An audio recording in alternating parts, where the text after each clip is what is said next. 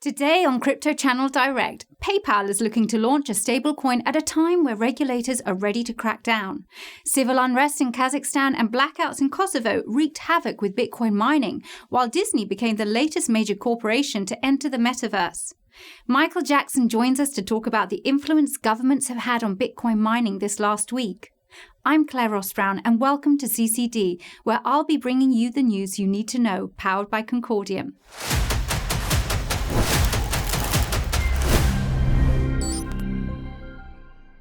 There's been a lot of focus on the falling price of Bitcoin this week, but its mining hash rate has also suffered somewhat. The network celebrated its 13th birthday last week with an all-time high hash rate, but that suddenly slipped 15% in the last few days. Now, many analysts have looked at the civil unrest in Kazakhstan as the primary reason for this loss of computing power. This is due to the Central Asian country accounting for around 18% of the global hash rate now. Through the unrest, authorities cut the internet in the country, which many speculated caused a dramatic impact to Bitcoin's mining.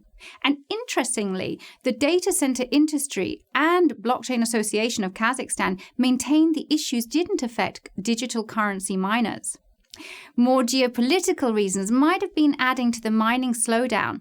This week as well, Kosovo banned the mining of cryptocurrencies to curb electricity usage as it grapples with an energy crisis. To get to the bottom of the hash rate drop rate, we turn to Michael Jackson, the chairman of Arcane Crypto and former COO of Skype. Michael, it's great to have you with us today. Thank you. Pleasure to be here. We saw Bitcoin's hash rate reach new highs at the start of the year, and then suddenly a major drop followed. Now, do you think that the geopolitical issues are at the heart of this, and is it something that we should be concerned about? I think there are many things that go into Bitcoin mining and the hash rate that sits behind it, but I think the fall at the beginning of January, probably the three most important things that I see in it. The first was geopolitical. We saw there was a revolution in Kazakhstan. Kazakhstan has about 20% of Bitcoin mining just now, and that went offline because the internet went offline. It wasn't a plot against Bitcoin, it was a plot against the internet. The second thing was we've seen a huge rise in electricity prices, which is important for Bitcoin mining because Bitcoin mining uses electricity. And the third thing is a fall in Bitcoin prices. So the combination of more expensive mining and a lower reward means it's less attractive to run some of the Bitcoin equipment that is less efficient than other stuff. So that leads to people taking it offline and a fall in the hash rate. Okay, thanks. And another thing, the Bitcoin mining hash rate seems to be quite a resilient thing, especially seeing as it quickly bounced back. What happened to make the hash rate recover so fast? Well, Bitcoin mining is an economic decision that people make. If they have the right equipment running on the right electricity with the right rewards, then it can be profitable for them. And what we see is a rebalancing whenever some of these factors come in, and we've seen it many times before. And this rebalancing happens automatically. It's the power of the market doing it, and it's actually really one of the strengths of the decentralized nature of some of these cryptocurrencies. Yeah. And Michael, I also wanted to ask you, we saw China as the major region for mining, but government intervention stopped that. Do you think that we should be concerned about centralizing mining in one region, especially when actually governments can interfere? I think that's right. Where there is centralization, there is risk because you can be exposed to many things. We just discussed Kazakhstan, the internet goes down, China, the government make an intervention. And that's not great. It's not great for the people running the equipment itself, and nor is it great for the network as a whole, which is why it's super important to spread out all around the world. And Bitcoin mining is spread out all around the world. So, if one region goes down, even if it might be major, like in China, which was 50% of the Bitcoin mining capacity in May, disappeared more or less in a month, it's back again. And as you mentioned earlier, we're back at an all-time high, and the all-time high was repeated again just yesterday. So it seems to be continuing to be the most resilient network in the world so far. Yeah. Yeah, and then the last question, Michael, the hash rate recovered, as we talked about, from the Chinese mining exodus and the recent dip. Do you think that we need to be worried about these dips in the network's mining power? Not really, because it compensates for itself. If it becomes easier to mine because of the mechanics of the thing, then more people will come online, and it compensates. At the moment, there's $40 million worth of Bitcoin being released onto the network every single day to pay for mining capacity. And I'm sure there's going to be people around who are going to want a part of that $40 million. Brilliant. Thank you so much, Michael, for sharing your thoughts and insights today. It's my pleasure. Thank you very much for having me.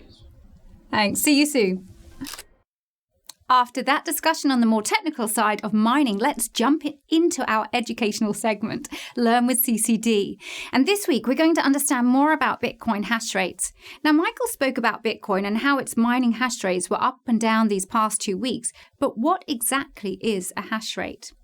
Hash rates refer to the amount of computing power used by miners across the globe that is dedicated to the mining of new Bitcoins and verification of transactions on the network. Higher hash rates mean a stronger and more secure network. It also means that there are more miners or mining machines across the network. So when the hash rate is high, it's harder for attackers to execute 51% attacks and gain control. High hash rates are usually a sign of healthy network with an engaged and committed community dedicated to making the network secure while also reaping mining incentives. As much as 46% of Bitcoin's hash rate used to come from China, but a government crackdown recently put an end to that, causing the network to lose as much as 61 exahashes per second in June. But this has also led to a little more decentralization of the mining efforts of Bitcoin, which many see as a plus. If you're enjoying today's show, like and subscribe and join the discussion in the comments below.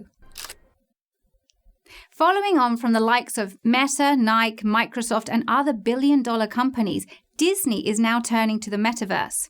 A recently discovered patent shows the Walt Disney Company was approved for a virtual world simulator patent. This follows on from Disney CEO Bob Chapek's earnings call in November, when he explained the firm is ready for its own Metaverse. Chapek said that in earnings call, the Walt Disney Company has a long track record as an early adopter in the use of technology to enhance the entertainment experience.